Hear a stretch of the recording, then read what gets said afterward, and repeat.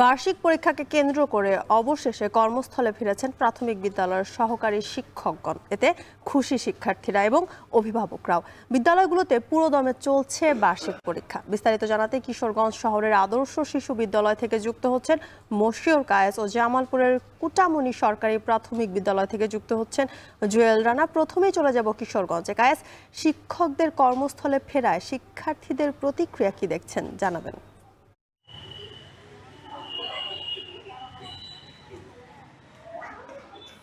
যদি শিক্ষার্থীদের প্রতিক্রিয়া কিন্তু বেশ ভালো। এর আগে যখন আমরা সংবাদ সংগ্রহে গিয়েছিলাম, যখন শিক্ষকদের মূলত কর্মবিরতি ছিল, তখন কিন্তু শিক্ষার্থীরা যে বিষয়টি বারবার বলছিল যে সারা বছর তাদেরকে যারা পাঠদান করেছে তাদের ছাড়া কিন্তু পরীক্ষায় বসতে তাদের কিছুটা মন খারাপ হয়েছে। কেননা যখন তারা কর্মবিরতিতে ছিল তখন কিন্তু আমরা দেখেছি যে প্রধান শিক্ষকের সহযোগিতায় অভিভাবকদের সমন্বয়ে কিন্তু পরীক্ষাগুলো সম্পন্ন হয়েছে।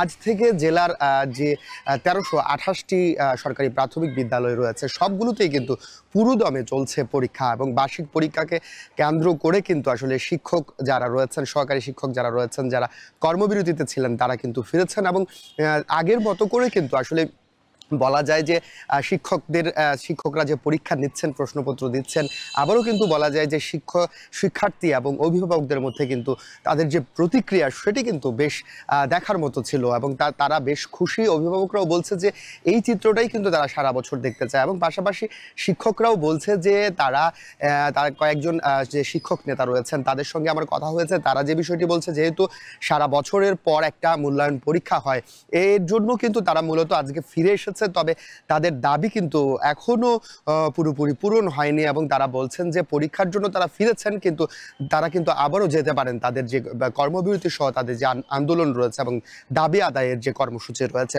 তো কিশোরগঞ্জে আমি যদি বলি যে ১৪৩টি কিন্তু সদরে রয়েছে, এবং সদরের যে ১৪৩টি রয়েছে সেখানেও কিন্তু প্রত্যেকটার মধ্যে পরীক্ষা হচ্ছে, এবং সবাই কিন্তু ব্যাপক উৎসাহ উদ্দীপনা নিয়ে অংশগ্রহণ করছে। শিক্ষকরাও এবং শিক্ষার্থীরাও কিন্তু পরীক্ষা দিচ্ছে। তো কিশোরগঞ্জ থেকে আমার কাছে ছিল এই সর্বশেষ তথ্য।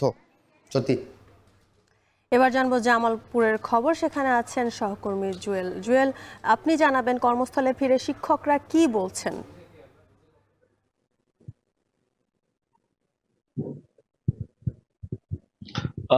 জ্যোতিকা, জামালপুরের আমরা দেখেছি কমপ্লিট শাটডাউন প্রত্যাহারের পর আজকে থেকে কিন্তু জামালপুরে প্রায় ১২০০ প্রাথমিক যে বিদ্যালয় রয়েছে সেই জেলা জুড়ে সেই প্রায় ১২০০ প্রাথমিক বিদ্যালয়ের শিক্ষার্থীরা কিন্তু পরীক্ষায় বসেছে। সকাল থেকে আমরা বেশ কিছু সরকারি প্রাথমিক বিদ্যালয় পরিদর্শন করেছি, আমরা অভিভাবকদের সাথে কথা বলছি, সহকারী শিক্ষকদের সাথে কথা বলছি। তারা আজকে ব্যাপক উৎসাহের মধ্য দিয়ে কিন্তু পরীক্ষা তারা নিচ্ছে। আজকে আমি দেখেছি সকাল থেকে প্রথম শ্রেণী এবং দ্বিতীয় শ্রেণীতে যে পরীক্ষা থেকে প্রাথমিক বিজ্ঞান পরীক্ষা হচ্ছে, দুপুর থেকে আরো ৩টি পরীক্ষা হবে, তৃতীয়, চতুর্থ, পঞ্চম শ্রেণী, সেখানে তারা কিন্তু প্রাথমিক বিজ্ঞান সেই পরীক্ষাটি তারা নিবে। তবে আমরা শিক্ষার্থীদের অভিভাবকদের কথা বলছি, তারা বলছে যে বছরের শেষে কিন্তু মূল্যায়ন পরীক্ষা, সেই মূল্যায়ন পরীক্ষাটি তার শুরু থেকে যে উৎসাহ উদ্দীপনা নিয়ে যে শিক্ষার্থীরা প্রস্তুতি সেটিতে কিছুটা মানসিক তারা ভেঙে পড়েছে, প্রস্তুতি তারপরেও তারা পরীক্ষায় বসছে, এবং অভিভাবকদের মধ্যে উৎসাহ আমরা লক্ষ্য করছি। শিক্ষকরা বলছে যে ক্ষতি হয়েছে সেটি তারা পুষিয়ে দেওয়ার জন্য